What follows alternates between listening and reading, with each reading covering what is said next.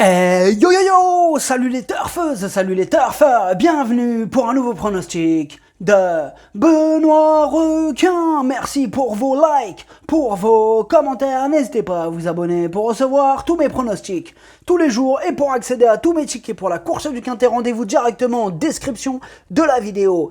Ok, place au pronostic du Quintet du lundi 20 juin, direction Nantes pour le prix Réverdi. Plat 2400 mètres, 14 partants en réunion 1, course 4, indice de confiance 2 sur 5. Petit retour sur le Quintet du dimanche 19 juin et celui de la veille, du coup. Je suis déter la recherche de la cote du gros Quintet. Et ce dimanche, c'est pas le 8 qui nous manque. La cote, on l'avait et c'est le 12. Et d'ailleurs, le 12, comme la veille, il était carrément favori en plus. Enfin bref, c'est parti, on commence le pronostic et on commence avec le numéro 1, Stelvio, et on écoute José Calderón Romero.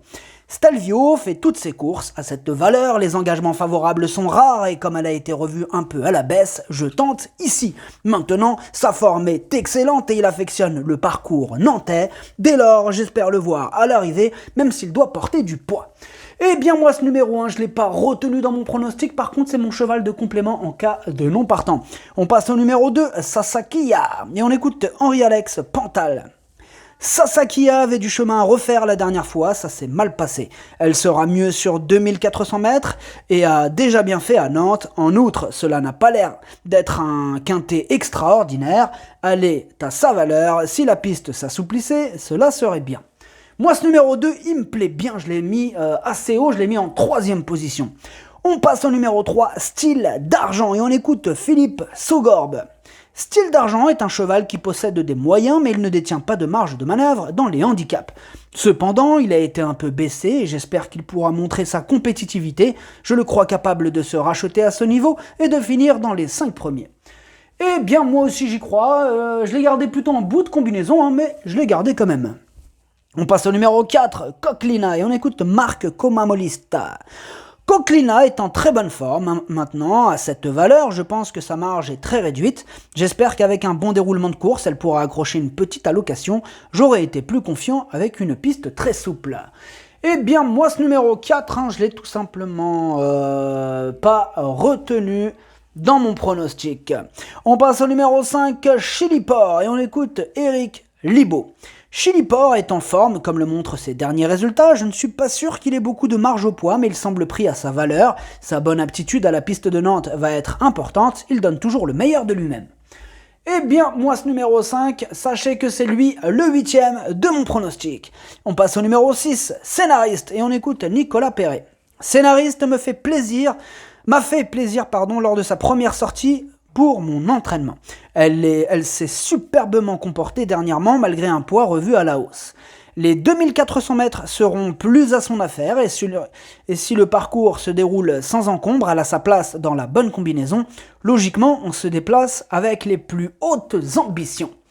Eh bien, moi, ce numéro 6, c'est mon préféré, je l'ai mis en tête de mon pronostic. On passe au numéro 7, Just Light, et on écoute Alain Couetil. Just Light a effectué une très bonne rentrée où il a obtenu une facile victoire. Il faut juste qu'il s'adapte à Nantes. Si c'est le cas, il a une belle carte à jouer. Eh bien moi ce numéro 7, il me plaît beaucoup. Je l'ai mis en 2e position.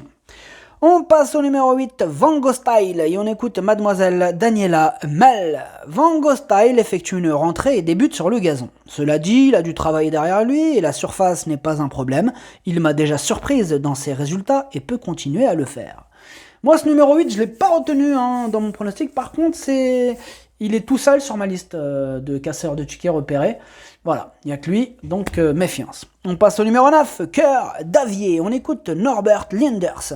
Cœur d'Avier est une pouliche à la valeur bien établie. Elle est régulière et elle a l'avantage d'avoir bien fait à Nantes à plusieurs reprises. L'état du terrain lui importe peu, je regrette un peu de l'avoir présentée dernièrement, j'aurais probablement dû la garder fraîche pour la course du jour.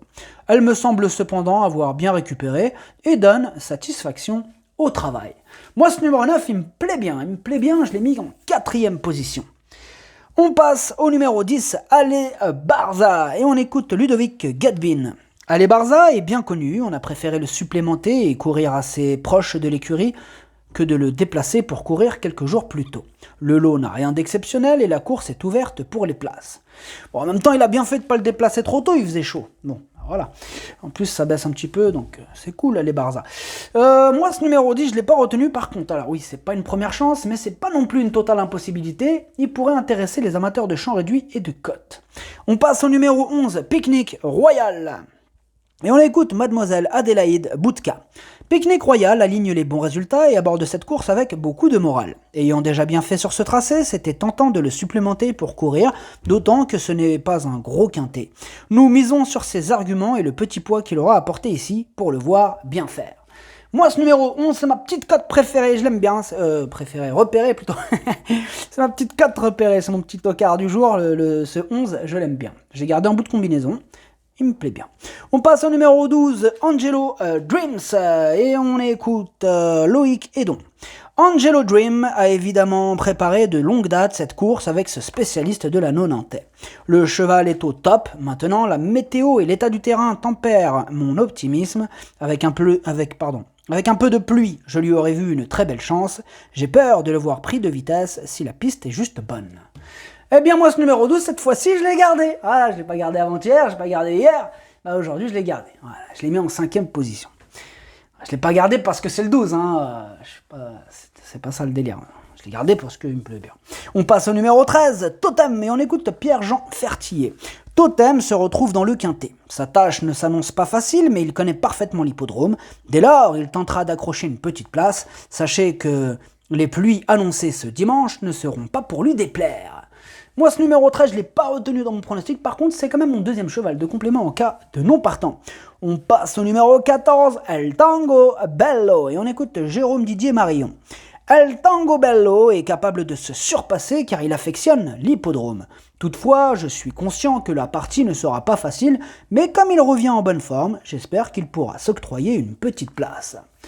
Moi, j'y crois pas trop en ce numéro 14, c'est pas une première chance, c'est pas non plus une totale impossibilité, et effectivement, il est quand même en forme, enfin il revient en forme. Maintenant voilà, on peut lui accorder une petite note de méfiance, pourquoi pas dans un champ réduit.